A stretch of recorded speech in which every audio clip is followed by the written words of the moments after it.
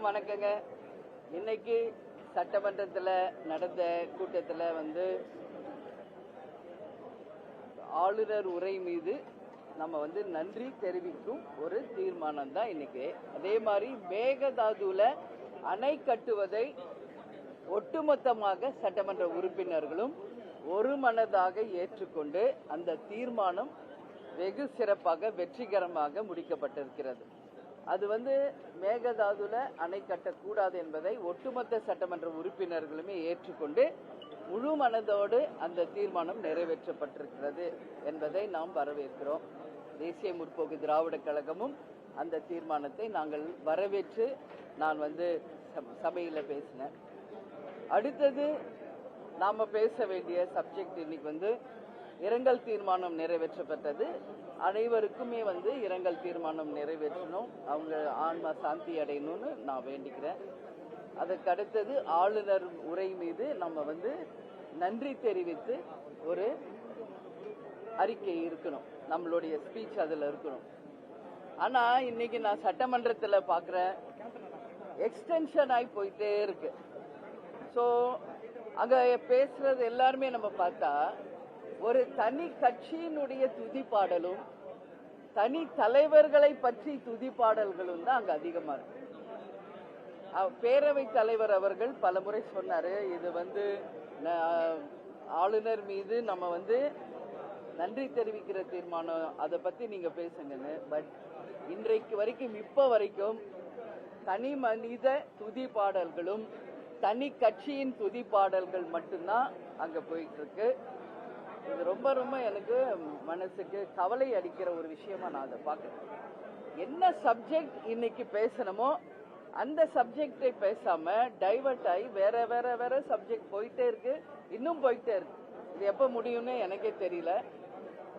இத நான் உண்மையிலேயே வேதனையோடு இந்த இடத்துல நான் பதிய வைக்கிறேன். இன்னைக்கு சப்ஜெக்ட் என்ன, ஏன் அந்த சப்ஜெக்ட பத்தி பேசாம வேற ஏதோ பேசிட்டு இருக்காங்க எல்லாரும்.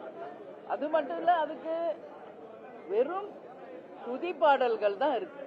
ஒரு கட்சியின் துதிப்பாடல், தலைவர்கள் துதிப்பாடல், அது மாதிரி அப்படி பேசணும். நாங்க ஆரம்பிச்சா எவ்வளவோ பேசலாம். லஞ்ச ஊழல் பத்தி, ஜாதி பத்தி எல்லாம் வந்தது அங்க டாபிக். அப்படி பார்த்தா தமிழ்நாட்டிலே ஜாதி மதம் இன மொழிக்கு அப்பாற்பட்டு கேப்டன் அவர்கள் தனி மனிதராக தனி கட்சி ஆரம்பிச்சு தேர்தலை சந்திச்சார். எந்த ஜாதியும் இல்லை, எந்த மதமும் இல்லை, எந்த மொழிக்கும் இல்லாம அவர் ஒரு தலைவராக அனைவருக்கும் ஒரே சமமான ஒரு தலைவராக இருந்தார்.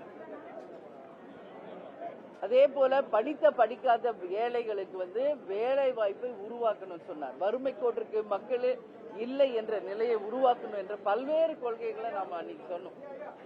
சோ இந்த மாதிரி ஒரு கட்சியும் அவங்கவுங்க பெருமையும் அவங்கவுங்க கட்சி தலைவர் பெருமையும் பேசுறதுக்கு இந்த சட்டமன்றத்தை நாம பயன்படுத்திக்கிட்டால் இது நிச்சயமாக எனக்கு தெரிஞ்சு இது ஒரு நல்ல எடுத்துக்காட்டாக எனக்கு படல. இன்னைக்கு இப்ப வரைக்கும் அதான் அங்க போயிட்டு இருக்கு. ஸோ அதனால அவைத்தலைவருக்கு நான் வணக்கம் சொல்லிட்டு நான் வந்திருக்கேன். நிச்சயமாக ஆரோக்கியமான ஒரு விவாதங்களாக இருக்க வேண்டும். அன்னைக்கு என்ன சப்ஜெக்டோ அந்த சப்ஜெக்டுக்குரிய விவாதமாக இருந்தால் அனைவராலும் வரவேற்கப்படும் என்பதை இந்த நேரத்தில் நான் பதிய வைக்கிறேன். அதுதான் இதுதான் கேப்டன் அன்னிலிருந்து சொல்றார், நேரலையிலே கொண்டு வாங்க. தமிழ்நாடு முழுக்க இருக்கின்ற மக்கள் சபையில் நடக்கும் நிகழ்வுகளை நேரடியாக பார்க்கணும்.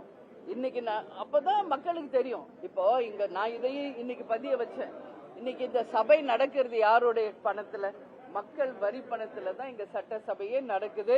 ஒவ்வொரு கூட்டமும் இங்க மக்கள் வரி பணத்துல நடக்குது. அப்ப மக்கள் இங்க நேரலையில இந்த நிகழ்வை பார்க்கறதுல என்ன தவறு என்பதை தான் கேப்டன் அன்னைக்கு கேட்டார். ஒரு ஆளுங்கட்சி பக்கம் மட்டும் நீங்க நேரலை பண்றீங்களே, ஒட்டுமொத்தமாக சமமாக நீங்க நேரலை பண்ணுங்கன்னு கேட்டார். பண்றோம் அப்படின்னு அன்னைக்கு அவைத்தலைவர் சொன்னார். ஆனா நீங்க பத்திரிகையாளர்கள்லாம் கேக்குறீங்க, நேரலையில் முழுவதுமான நிகழ்வுகள் வரவில்லை என்பதை நீங்க சொல்றீங்க. இதை நிச்சயமாக அவைத்தலைவருடைய கவனத்திற்கு நான் கொண்டு செல்வேன் என்பதை மீண்டும் இந்த நேரத்தில் பெண்கள் மீதோ குழந்தைகள் மீது நடக்கக்கூடிய வன்கொடுமைகள் பிரச்சனைகள் பேரவையில் நீங்க உட்பட திமுக உறுப்பினர் உட்பட கொலை கொள்ளை சம்பவம் அது போன்ற பாலியல் குற்றங்கள்லாம் தொடர்ந்து ஊரடங்கு பிரச்சனைகள் பத்தி பேசுறோம். அந்த துறையை கையில் வச்சிருக்க முதலமைச்சர் அதை பத்தி எந்த பதிலுமே சொல்லாம இருக்காரு நேற்று இன்றைக்கும். இதை எப்படி பாக்குறீங்க? அதை பத்தி அவர் தான் சொல்லணுங்க. நாங்க என்ன பதில் சொல்ல முடியும்? இன்னைக்கு முதலமைச்சர் பேசும்போது அவருடைய உரையில் அதை பத்தி சொல்றாரா என்பதை பொறுத்திருந்து பார்ப்போம். இது அவங்க தான் அதை சொல்லணும்.